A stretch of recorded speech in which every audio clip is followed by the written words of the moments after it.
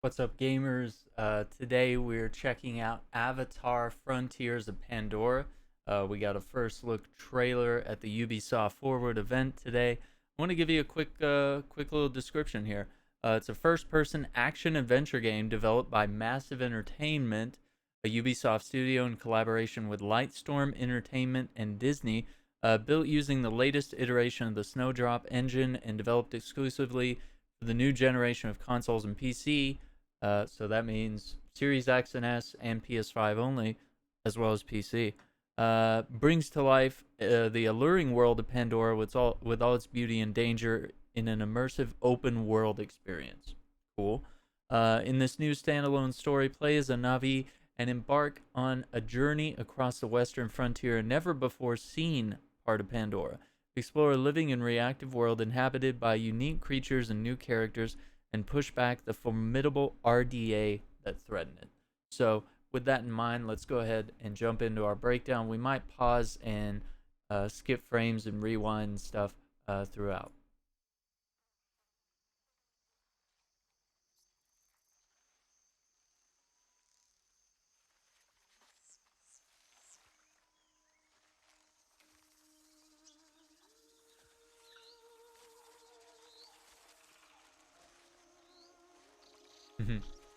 You little creatures.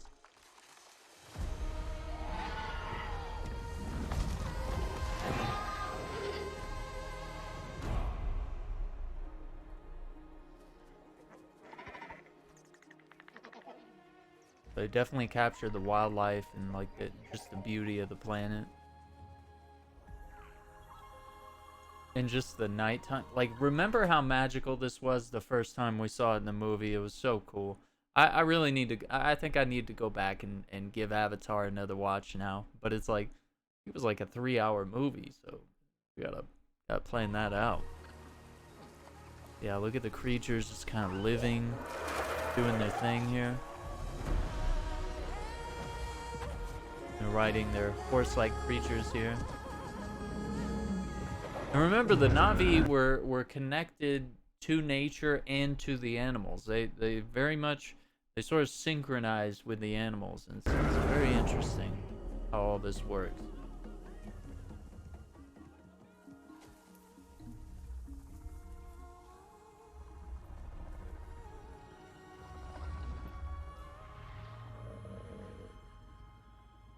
What's up? Now you got the humans coming in here with their mechs and helicopters and stuff, chopping down the forest and whatnot.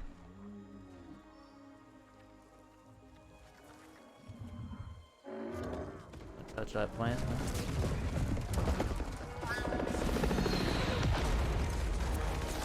So we're gonna see a few glimpses right there of sliding in the first person. So if we go back, kind of check that out real quick. But yeah, you'll see the this is in first person, of course, but then you also see the character slide under the log there, and they kind of switch to that first person camera to really hint at what's going on right there. And now another thing that's really interesting is when this character jumps off, they start pulling at their hair there, and you're gonna see what they do. If you remember in the movie what they do, they're allowed to sort of connect to the animal there. So you can see that the hair is like linked into that, I don't know what you would call it, some sort of and they use it like reins too. So they're like holding on to it and commanding it, and it's connected to them, they're connected to it. It makes a lot of sense. So it looks like we'll be using a lot of different animals to potentially traverse and fight against the RDA. So she shot an arrow at him, but now she's got this explosive one. I'm interested what the gameplay flow is going to be like here. Are we looking at kind of a Far Cry-ish type game, you know? I don't know. I hope it's something better. I hope it's not just a copy pasta here. But yeah, that is coming 2022 to PlayStation 5, Series X and S, PC, Stadia, and Luna, which is Amazon's cloud software. Now, Massive, you're very familiar with them for having worked on the Division games. But yeah, just going back here, we can see like people have different clothing, different weapons. So whether there's any sort of customization here, no telling. But we're seeing that there's lots of different creatures here that we might be able to mount or hunt or interact with in some way.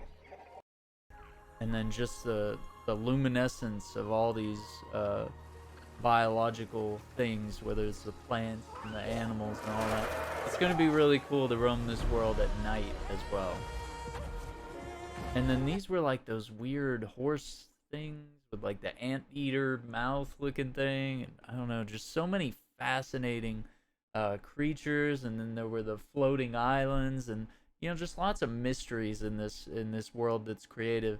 And it's kind of a shame that we haven't seen a sequel or like any additional games or really anything to keep us invested as they're preparing like parts 2 and 3 of the movies, and they're literally building a theme park for Avatar. And it's like, do we even remember what Avatar is at this point? And so that enemy kind of, or I say enemy, that creature kind of created a little shockwave here. See that? Not sure what the significance of that is, but we're also, once again, we're seeing some of the characters here, like dancing and maybe cooking, having a party here, and then you're kind of seeing like maybe some hunters coming in with their bows and stuff like that, and then you've got this big creature here as well. They're stowing food up there, all those ropes. There's a potential here that you're able to interact, and potentially there's either a love interest or there's just other characters that you might be able to converse with. I wonder how that's going to work with the language that they create for the characters, or will they speak English? How's that going to work? I think it would be cool if they used the language and then did subtitles to just really sell it. And then we kind of have this like bamboo forest here and all these creatures. And then our character here is about to interact with this plant. And you notice that she had like several satchels. Let me see if it'll let me tab back there just a little bit. Yeah, you can see that she had like several satchels and kind of a different type of armor here. And then the bow once again. So I'm wondering what type of weapons and different types of traversal and combat, if there's any sort of parkour here for traversing the environment. They're very agile, right? They're able to slide under these trees. They were able to run across the treetops and swing off of things and whatnot. And then they're able to call that creature, it seems, in order to fly around on it. And I wonder if it goes into third person for these flying sequences, or if it remains in first person. That would be some very interesting things to know there, and what all that entails. That could be really cool. And so what will be the point of the game? Is it to explore the world and defeat the threat, or are there larger goals at work? Is there potentially some mysteries of the island to work with? I definitely want to know what the writers have in mind for this game as well. I want to know if this is really going to expand that's the thing that they have with video games, is that you have a chance, there's always that classic iceberg photo of like, here's what the book captures or whatever, and here's what the movie captures, and the surface goes a little deeper, and then the book goes even deeper than the movie, because obviously you'd have like hundreds of pages in a book, and then like the game is like like massive and allows you the full scope of the iceberg, both above and below water, which sort of shows that you can really tell a lot in a game in terms of lore, in terms of experiences, and like an 80-hour, like RPG or whatever. Not saying that this is 80 hours, but just like, it just kind of gets to this point that, look, there's this huge world, there's all these landmarks, we're seeing this tree here out there, we're seeing some of the trademark floating islands and stuff, and beautiful waterfalls and whatnot. And we're seeing that we're able to fly here. I also got a lot of Ark vibes watching this. It's kind of a weird thing to think of, but that was kind of my first thing. I was like, it kind of seems like a little arky, but maybe with more of a story. And of course, we're looking at who the developer is, and so we have to kind of think about, well, how is Massive going to be looking at this? And I'm always worried about Ubisoft's game design, because a lot of times is it really going to be like climb the tree to like expand the map? Is it going to be all the tropes of like, oh, we're going to jump in a little haystack, or we're climbing radio towers to synchronize the map, things like that. Are there going to be little silly fetch quests and side quests and whatnot that at the end of the day, what does that add? But those concerns, that's the only things I'd be worried about. But this looks really cool. So Avatar Frontiers of Pandora here, coming in 2022. I think I'm actually really excited for this. I'm incredibly excited. I can't wait to see more on this. Would love to see like some gameplay and understand. I'd like to know the broader narrative of this game. Like, what is it supposed to fill in the Avatar universe, and how will it allow us to connect the movies and stuff like that? And like they said, we're exploring a new frontier of Pandora that we've not previously seen. So that's going to give us a lot of interesting stuff to do here in the game. Just a whole new viewpoint here on Avatar and Pandora. And so maybe people that didn't enjoy the movie might be able to check this out and be like, oh wow. So now that I'm able to like live in this, it appeals to me. It makes sense. It awakens something in you. So that could be really cool.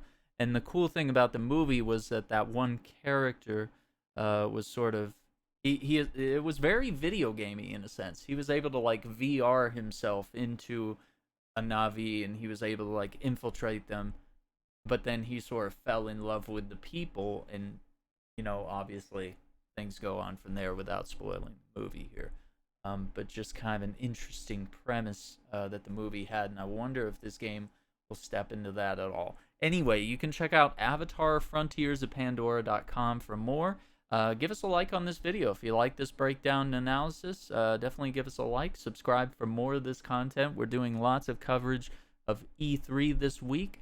And we got a lot of games that we're playing through on the channel as well, so check those out. Give us a subscription, and definitely ring that notification bell so you don't miss a video or any of my live streams or coverage that we're doing here on the channel. Until next time, take care. We'll see you. Have a good one. Bye.